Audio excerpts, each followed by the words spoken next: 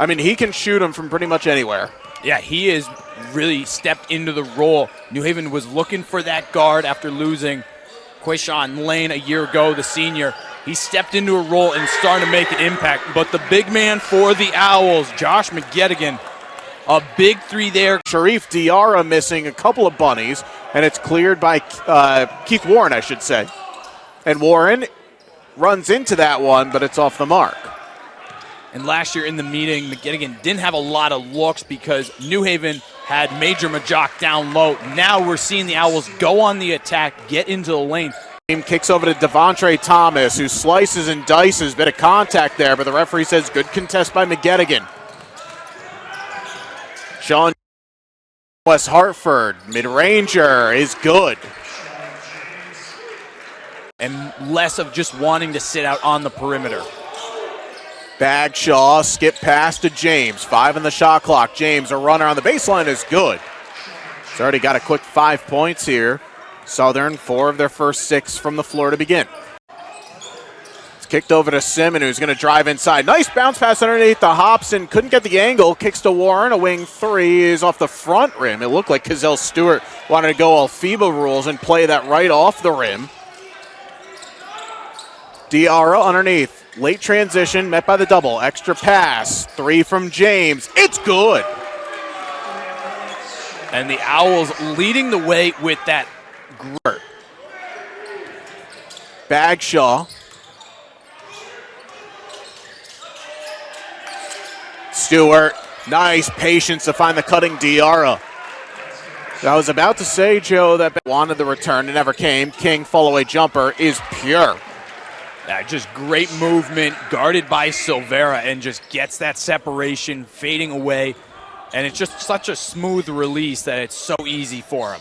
McGettigan right back, stares holes right through Sean Brace. Look how Kierson checking in, Joe. We've seen him get some run out more the last few games. Another player that played just one game last season, didn't play for the first month of the season, and now he's getting run. Yeah, Kierson is coming off the bench, playing some big minutes as he just can't get there fast enough. The big 3 there from Christian Joe.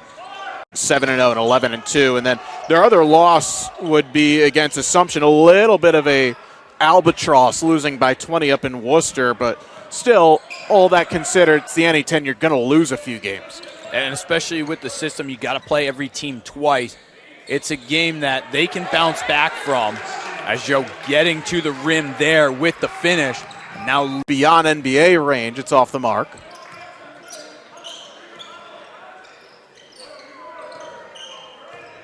Halfway gone through this first half. Southern Connecticut State shooting 47% as a team. They get 2 more from Marty Silvera. Timeout taken by New Haven. We'll see out in transition and going on the attack. Simon kind of ran into Joe a little bit there. That's why the shot is off, but you're right. The offense starts for Southern defensively as Mason Williams knocks that in. Joe, I've seen that regularly for the last couple of years when he was plying his trade down the road in Bridgeport. Might have to score more off the dribble, or he might have to get a little bit of separation for those shots.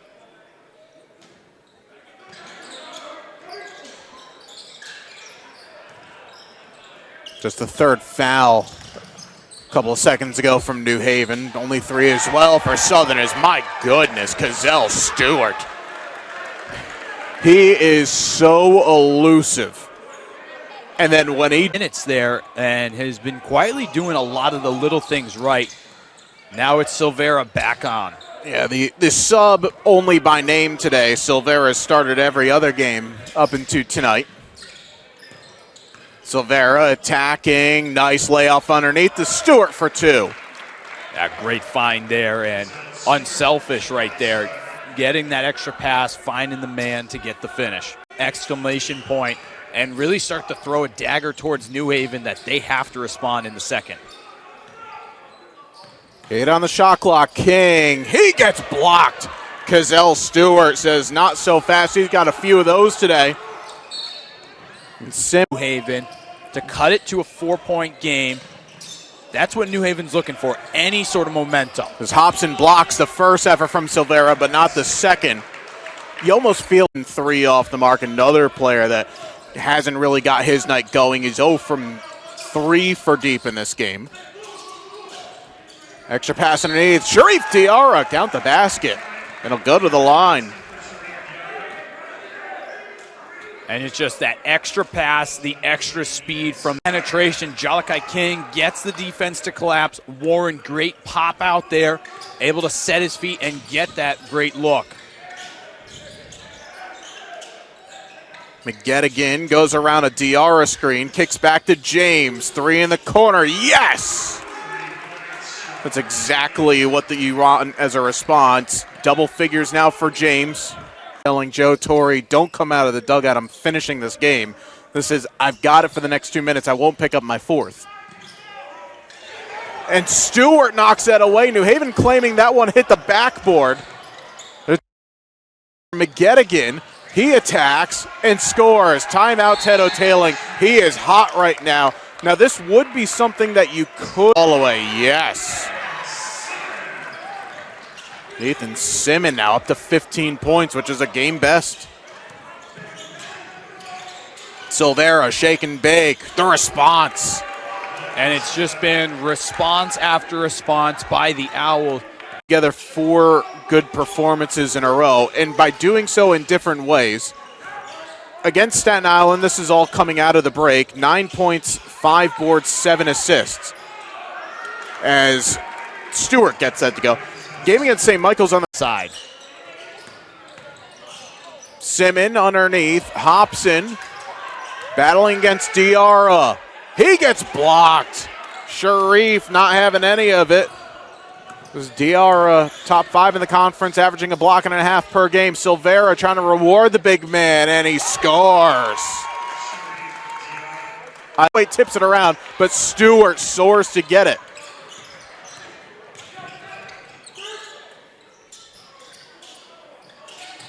Stewart on Hobson. A little bit of a lesson right there that Cazell Stewart teaches Joshua Hobson. Simmons with the left hand, changes to the right. He couldn't go in. And Simmons took a hard fall to the deck. It's unsettled. 3 from McGettigan, not there. Offensive rebound by Stewart, and the Owls take the lead right back.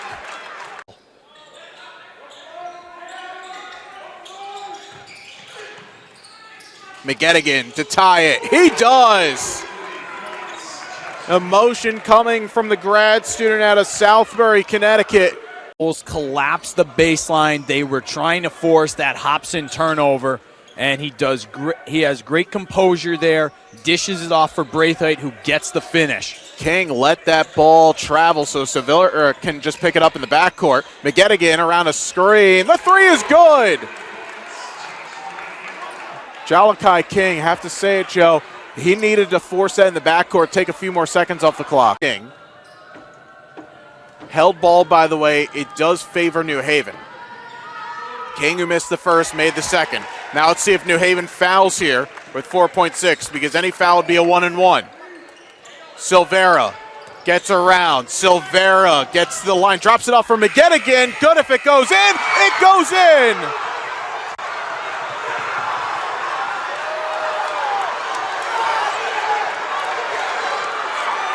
The call on the floor was good.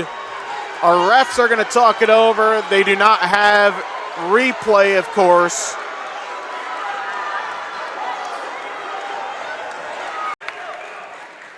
Though, again, we have looked it back frame by frame on the stream. You all can do the same on your own, but the way that we see it is that the ball just was in McGettigan's hands as the lights went off on the backboard. What a move by Silvera, and Southern back in front. Haven the most recent to take it.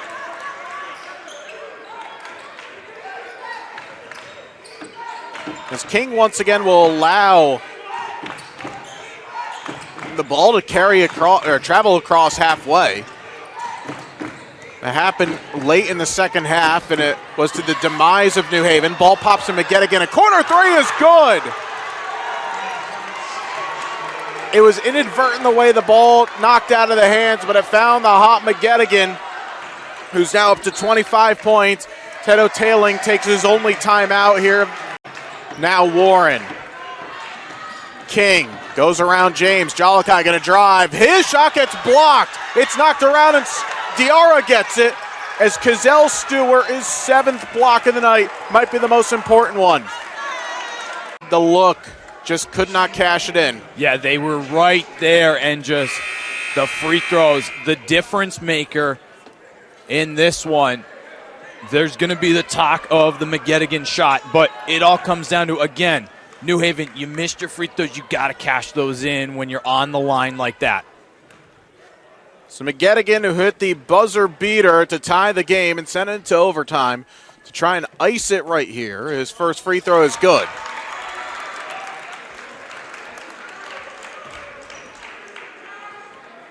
Again, it will be viewed as a bit controversial, because we did look back at it, and it was awfully close. The ball may have still been in McGettigan's palm when he released it when the buzzer went off.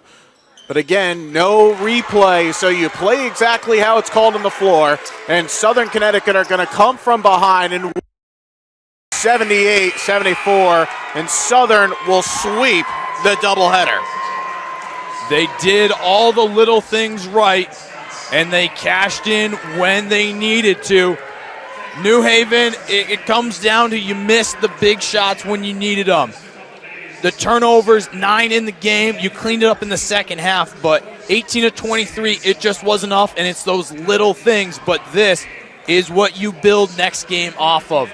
You have this anger. When you have to go to Southern, this is what you remember. They beat you here at home. Now, how do you respond next time?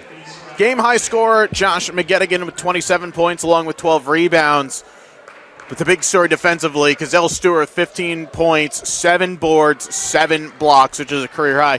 2 Chargers with 20 points, Ethan Simmons and Jalakai King. Double-double for Joshua Hobson, 10 points, 11 rebounds. Next time New Haven's in action at home will be on Saturday against St. Anselm. Women at 1:30, men at 3:30. For our entire Chargers sport.